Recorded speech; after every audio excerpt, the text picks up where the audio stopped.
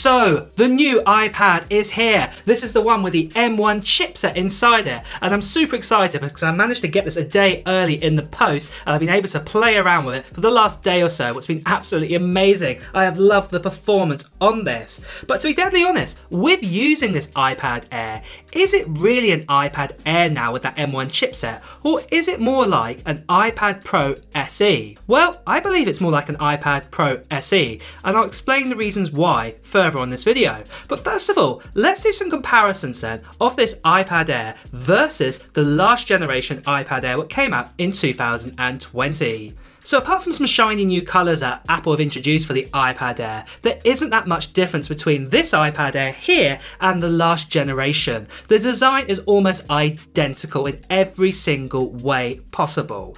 Having a look at it here, you can see it's got a very similar design to the likes of, say, the iPad Pro 11-inch, even though it's got a 10.9-inch display. We've also got Touch ID on it on the power button. We've also got that fantastic Retina display, what's been really reliable in the iPad range for so many years now. So as you can see, the design hasn't changed that much from the last generation. Even the camera on the back looks exactly the same, but it's the bits and pieces underneath the hood that have changed in this iPad compared to the last generation. One of the big changes, first of all, if you buy the cellular version of the iPad Air, you now get 5G capability, what is really awesome, and it's good to see that this iPad range has been brought up to 2022 standards of being able to use 5G capability. Something else, what is the biggest change of them all, is the introduction of an M1 chipset for the first time ever inside an iPad Air. This puts this iPad Air on par with the likes of an iPad Pro, what I'll talk about a little bit further on in this video. But comparing some benchmarks here of the last generation what had an A14 chipset to the M1, what's inside this iPad Air, you can see here there are some big differences in single core performance and also in multi-core performance. This iPad completely blows away the last generation iPad Air in performance. It's absolutely amazing, and it's such a powerhouse, this iPad Air.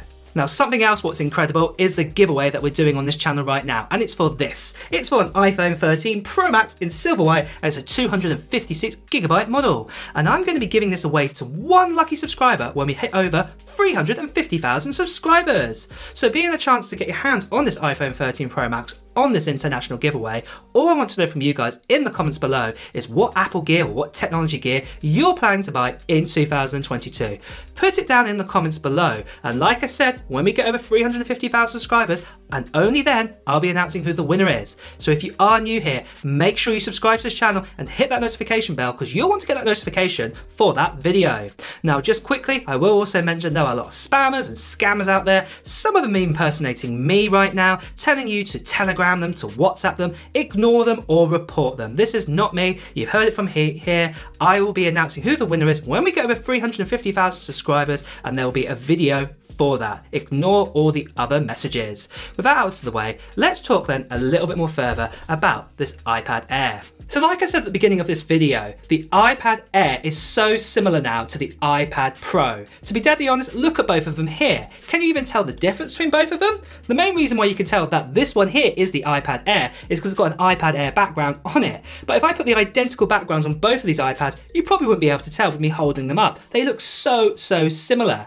This one does have a 10.9-inch display, this one has an 11-inch display. And that's what's got me thinking. I believe this should not be called the iPad Air, I believe this should be called the iPad Pro SE.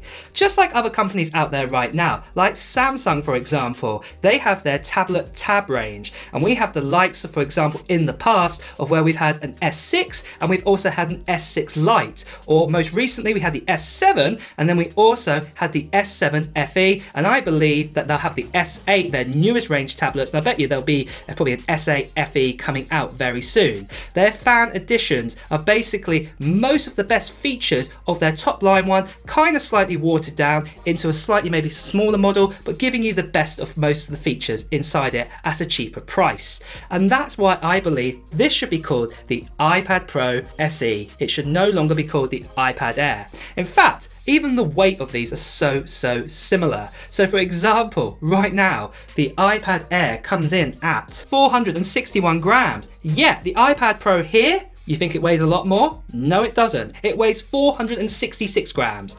That's 5 grams difference. That is nothing. This should no longer be called an Air. The Air basically means light, easy.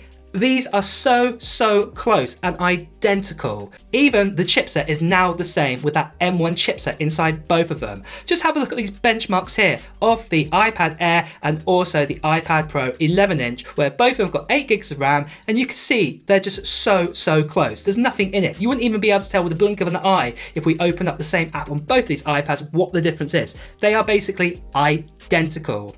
Yes, the iPad Pro does have a few other changes as well. So for example, it does have Face ID on it, whereas for example on the iPad Air, we still have Touch ID on the power button at the top corner.